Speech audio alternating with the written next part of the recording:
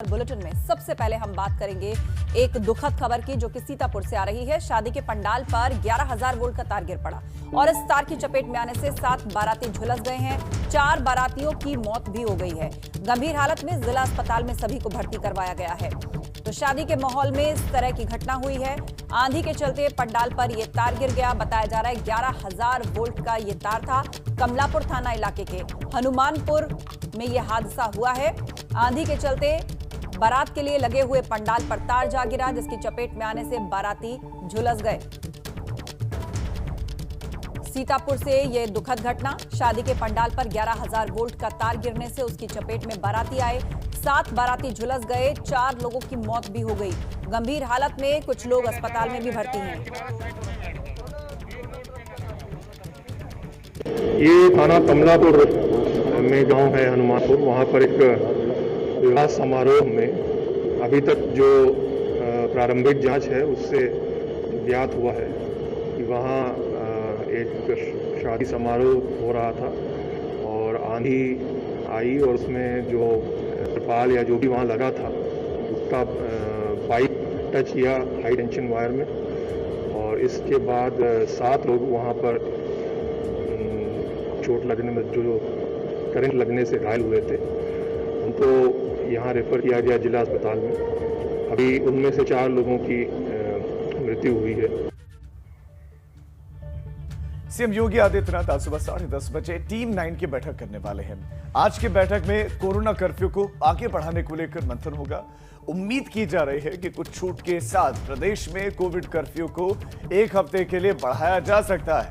अभी प्रदेश में आंशिक कोरोना कर्फ्यू 31 मई तक है, लेकिन केंद्र सरकार ने सभी राज्यों को वर्तमान स्थिति को बरकरार रखने के लिए एडवाइजरी जारी की है। ऐसे में यह संभव है कि अभी 1 हफ्ते के लिए इस कोरोना कर्फ्यू को आगे बढ़ाया जाए। कोरोना वायरस संक्रमण की दूसरी लहर के खिलाफ सरकार के बड़े अभियान का बड़ा असर लगातार दिख रहा है। प्रदेश में पहले जहां 24 घंटे में 30,000 से भी ज्यादा नए संक्रमित मिल रहे थे, अब यह संख्या 2,402 पर सिमट गई है। प्रदेश में 24 घंटे में 3,58,407 लोगों का टेस्ट किया गया, जिसमें कोविड संक्रमण के 2,402 ही नए मामले सामने आए और एक दिन में 8,145 लोग ठीक हुए हैं। प्रदेश में अब एक्टिव केसेस की संख्या 52,244 है, जो कि कभी भी 3 लाख से ऊपर थी। कभी 3 लाख से ऊपर थी ये संख्या। प्रदेश में अब कोरोना वायरस संक्रमण की रिकवरी दर बढ़ गई है और 95.70% पहुंच गई है। उधर यूपी में कोरोना के मामलों में गिरावट जारी है। यूपी में टेस्टिंग तेजी से बढ़ रही है और केस तेजी से घट रहे हैं। सीएम योगी की सख्त मॉनिटरिंग, जमीनी दौरे और 3T फॉर्मूले का असर अब ग्राउंड पर दिख रहा है। पिछले 24 घंटे की बात करें तो कोरोना के 2,402 मामले सामने आए, जबकि 158 संक्रमितों की जान गई है। 3.5 लाख से ज्यादा टेस्ट पूरे प्रदेश के अंदर हुए। इसमें लगभग 1.5 लाख RT-PCR टेस्ट हुए हैं। अब उत्तर प्रदेश में एक्टिव केसेस की संख्या 52,244 है। तो कोरोना से जुड़ी हुई 10 बड़ी बातें उत्तर प्रदेश के संदर्भ में आपको बता रहे हैं। 53 जिलों में डबल डिजिट में केसेस हैं। सिर्फ 4 जिलों में ही सैकड़ों में केस हैं यूपी के अंदर। अब तक कुल 1,73,55,000 से ज्यादा लोगों को वैक्सीन लग चुकी है। युवाओं की संख्या 16.5 लाख के पार है जिनको वैक्सीन लगी है। ज्यादा जानकारी के लिए रुक करेंगे। हमारे सहयोगी शैलेश अरोड़ा हमारे साथ जुड़ रहे हैं सीधा लखनऊ से। शैलेश, सबसे पहले तो कोरोना कर्फ्यू को लेकर क्या अपडेट है? खबर आ रही है कि इसको एक बार फिर से बढ़ाया जा सकता है। हालांकि टीम 9 की बैठक में इसका फैसला होना है और उसके साथ ही यूपी में संक्रमण की रफ्तार अब कम हुई है। आंकड़ों में साफ नजर आ रहा है। मृत्यु दर की क्या स्थिति है? देखिए, कोरोना के आंकड़ों में कमी आई है। यही वजह है कि सरकार भी मान रही है कि कोरोना कर्फ्यू एक ऐसा विकल्प है जिससे इसके संक्रमण को फैलने से रोका जा सकता है। और लगातार हमने देखा कि हर हफ्ते एक हफ्ते करके इस संक्रमण को इस कोरोना कर्फ्यू की जो अवधि थी उसको बढ़ाया गया। हर हफ्ते समीक्षा होती है और उसके बाद बढ़ाया जाता है। और हर बार जब भी इसको बढ़ाया गया, मुख्यमंत्री ने बात कही कि कोरोना कर्फ्यू के सकारात्मक परिणाम सामने आ रहे हैं। केंद्र ने अभी जो सभी राज्यों को एक पत्र लिखा है कि जो पाबंदियां हैं उनको आगे जून में भी लागू रखा जाने के संबंध में, तो देखिए उसमें भी यही कहा गया है कि जो लॉकडाउन है या कोरोना कर्फ्यू है उसके पॉजिटिव रिजल्ट सामने आ रहे हैं, संक्रमण की जो चेन है वो टूट रही है और मंशा देखिए ये है कि पूरी तरह से इस चेन को ब्रेक किया जाए, पूरी तरह से संक्रमण को खत्म किया जाए, उसके बाद चीज़ों को वापस उस तरह से खोला जाए जैसे पहले संचालित हो रही थी, जिससे संक्रमण फैलने का खतरा ना रहे। और दूसरा, इस बार सतर्कता ज़्यादा बरतने की एक बड़ी वजह ये भी है कि जो तीसरी लहर की संभावना है, तो देखिए वो संभावना है, सुनिश्चित नहीं है।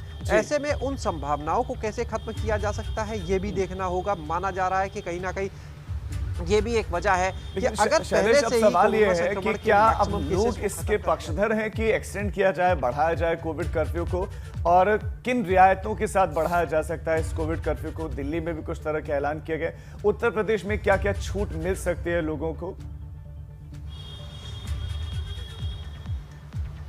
देखिए 3 चीज़ें इसमें हम बात करेंगे राजीव। पहली चीज़ ये कि जब उत्तर प्रदेश के कंटेक्स्ट में अगर हम बात करते हैं तो यहाँ पर 1 मई से कोरोना कर्फ्यू लागू किया गया, लेकिन जो व्यापारी वर्ग था उसने अपना दुकानें बंद करना, बाजार बंद करना अप्रैल में ही शुरू कर दिया था। उन्होंने कहा था कि कोरोना की चेन को तोड़ने के लिए हमसे ये सहयोग हो सकता है, हम करेंगे। तो बाजार पहला पॉइंट खुद बंद करने शुरू कर दिए गए थे, यानी व्यापारी खुद साथ दे रहे थे। दूसरा पहलू अगर हम देखें, 1 मई से जब से कोरोना कर्फ्यू लागू हुआ तो सब लोगों ने उसमें लगातार साथ दिया, बाजार बंद रहे, सड़कों पर सन्नाटा पसरा हुआ साफ नजर आया। तीसरा पॉइंट अगर हम बात करें तो ये कि पिछले 15 दिन में अब वो नज़ारा नहीं दिखता है, यानी एक हफ्ते करके जो कोरोना कर्फ्यू बढ़ रहा था, अब कहीं ना कहीं लोगों को भी समस्या होने लगी है। ये आप कह सकते हैं जो दुकानदार हैं, जो बाजार है, 1 महीने से ऊपर हो जाएगा, क्योंकि पहले से उन्होंने खुद बंद किए थे और बाद में कोरोना कर्फ्यू आ गया, तो जो दुकानें बंद है उन लोगों के लिए बड़ी समस्या है व्यापार में। इस वजह से अब कहीं ना कहीं कह सकते हैं कि लोग साथ बिल्कुल संकट है, रोजी रोटी का संकट है, क्योंकि जीवन चलाना भी बहुत ज्यादा आवश्यक है। शैलेश, बहुत शुक्रिया आपका इस तमाम जानकारी के लिए। तो बहुत महत्वपूर्ण बैठक आज टीम 9 की, और बैठक में निर्णय लिया जा सकता है कि कोविड कर्फ्यू किस तरह से आगे बढ़ेगा। ये खबर है कि बढ़ाया जा सकता है। इधर वैक्सीन को लेकर ग्रामीण इलाकों में फैली अफवाह थमने का नाम नहीं ले रही। ताजा मामला बाराबंकी का है, जहां पर रेवतीपुरवा गांव में कोरोना की वैक्सीन लगाने पहुंची स्वास्थ्य विभाग की टीम पर ग्रामीणों ने हमला बोल दिया और स्वास्थ्य विभाग के कर्मचारियों को दौड़ा दिया गया, जिसके बाद स्वास्थ्य कर्मचारियों को अपनी जान बचाने के लिए मौके से भागना पड़ा। ये तस्वीर उसी वक्त की है जब बाराबंकी के रेवतीपुरा गांव में स्वास्थ्य विभाग की टीम के कर्मचारियों को ग्रामीणों ने लाठी डंडे लेकर दौड़ा दिया।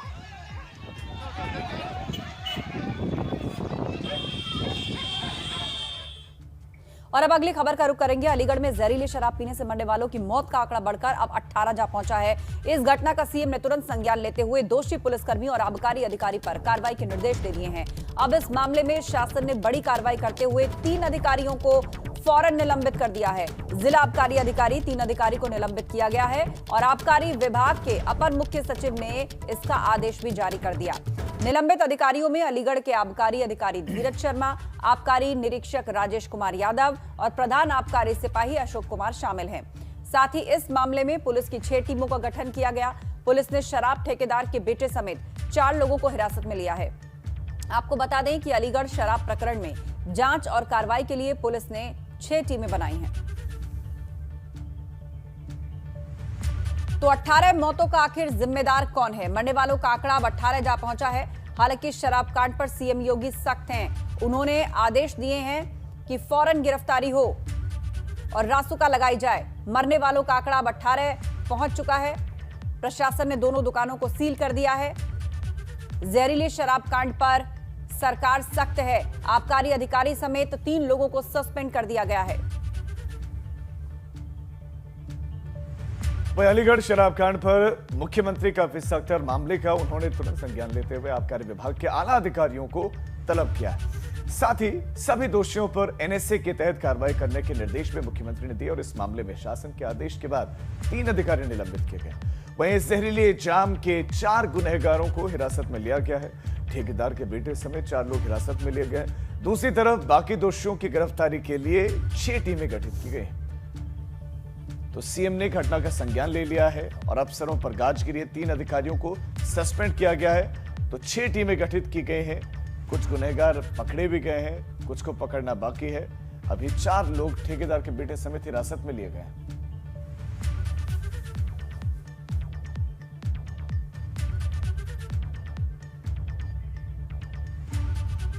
तो जहरीली शराब की वजह से मौतें हुई और एनएसए के तहत कार्रवाई करने के निर्देश दिए हैं। और इसी कड़ी में अभी तक 4 लोग हिरासत में लिए गए, इसमें ठेकेदार का बेटा भी शामिल है और 3 अधिकारी सस्पेंड किए गए हैं। सवाल यह कि सिर्फ सस्पेंशन क्यों, सिर्फ निलंबित क्यों किया गया है?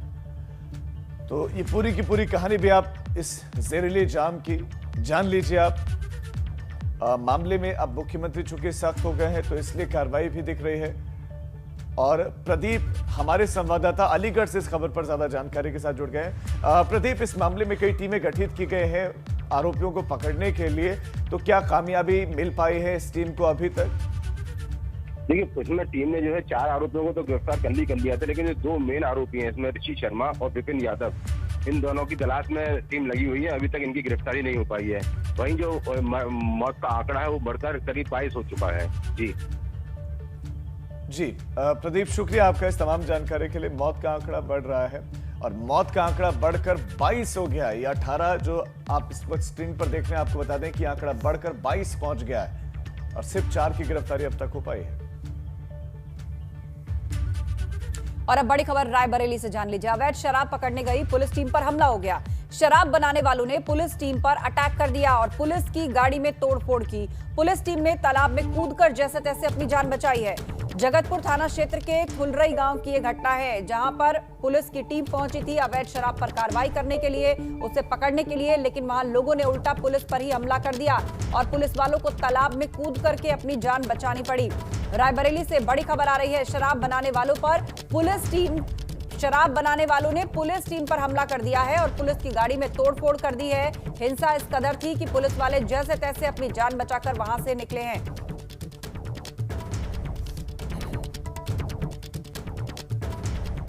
गाजियाबाद थाना के सिहानी गेट पुलिस ने मालीवाड़ा चौक पर बाइक पर जा रहे भाई बहन को रोका।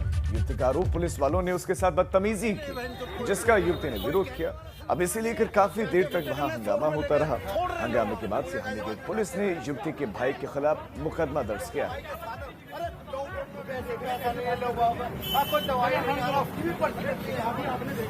पुलिस ने भाई बहन को रोका और बहन का आरोप कि उसके साथ बदतमीजी की गई।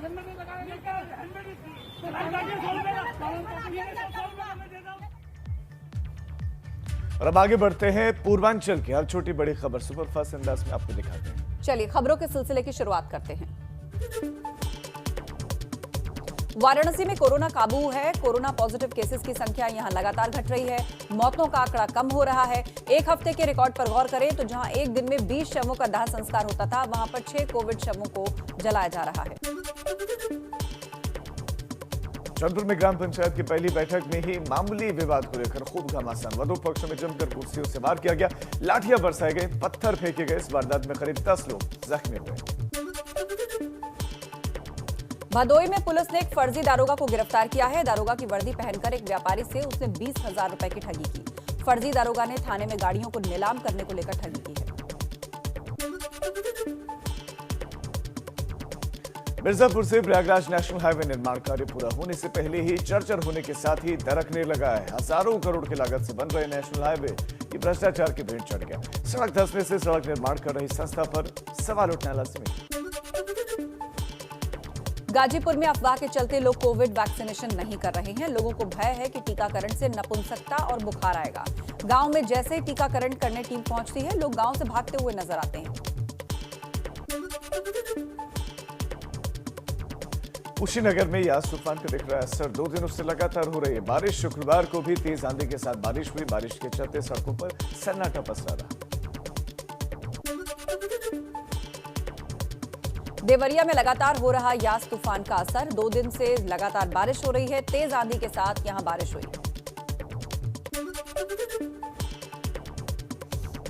बस्ती में पिछले रविवार को आए आंधी तूफान से बिजली व्यवस्था ऐसे बाधित हुई कि अभी तक कूदराहा के सेलहरा गांव में 20 दिन से ग्रामीणों को बिजली नहीं मिल पा रही है और आंधी की वजह से सेलहरा गांव में कई विद्युत पोल टूटकर गिर चुके हैं।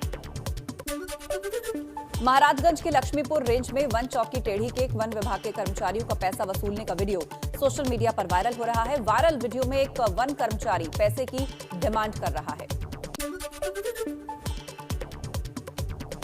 सिद्धार्थनगर में सांसद जगदम्बिका पाल ने जिला अस्पताल में स्वच्छ जल के लिए आरओ प्लांट और अत्याधुनिक शौचालय का उद्घाटन किया और महिलाओं के लिए अलग से प्रसाधन केंद्र भी यहां पर बनाया गया और इसके लिए अंदर आपको बता दें कि सेल्फ सैनिटरी पैड की मशीन लगी है जो कि आगामी 5 सालों तक फ्री है।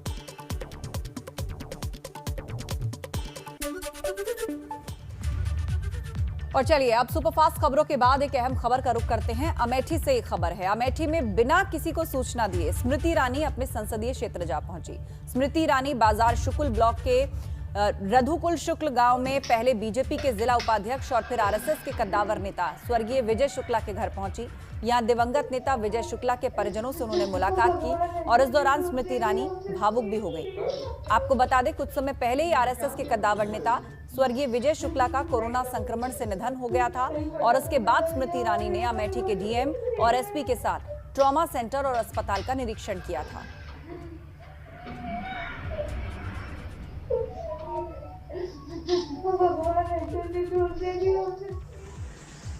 तो 2 तस्वीरें हम आपको दिखा रहे हैं किस तरह परिवार से मिलने के बाद स्मृति ईरानी भावुक हो उठी।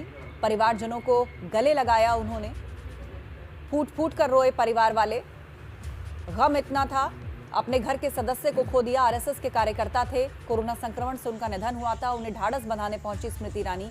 इसके बाद उन्होंने स्थानीय लोगों से भी वहां जाकर मुलाकात की और उनकी समस्याएं पूछी।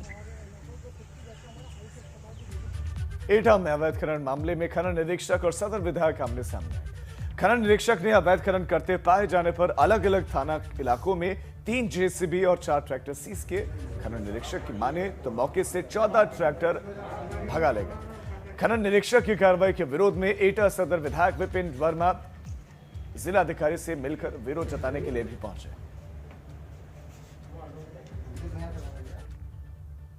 ये लोग बिना परमिशन का खनन कर रहे थे। सरकार ने स्पष्ट रूप से ये आदेश दिया है कि यूपी माइन मित्रा में आवेदन करेंगे और उसके द्वारा परमिशन लेके काम करेंगे, लेकिन इन लोगों के पास एक भी कागजात और एक भी डॉक्यूमेंट नहीं था। मेरे क्षेत्र के अंदर कोई खनन इंस्पेक्टर है, उन्होंने यहाँ पर कई किसानों के ट्रैक्टर जब्त कर दिए हैं विभिन्न थानों में जी। उनका कहना यह है ये मट्टी खोद रहे थे जी। मेरा मानना यह है कि पूर्व सरकार में हमारे यहाँ पर मट्टी को रॉयल्टी फ्री कर दिया था जी। कोई प्रशासनिक मामला नहीं था।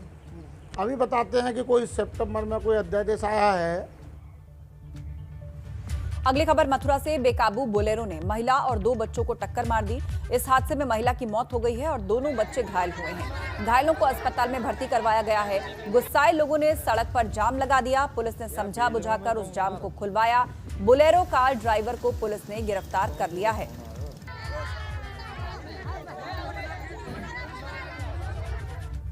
और अब अवध क्षेत्र की खबरें सुपरफास्ट अंदाज में आपको दिखाते हैं। चलिए शुरुआत करते हैं। यास तूफान के चलते अयोध्या में बिगड़ा मौसम का मिजाज। 24 घंटे से लगातार हो रही रिमझिम बारिश, तापमान में आई गिरावट, लोगों को गर्मी से मिली राहत।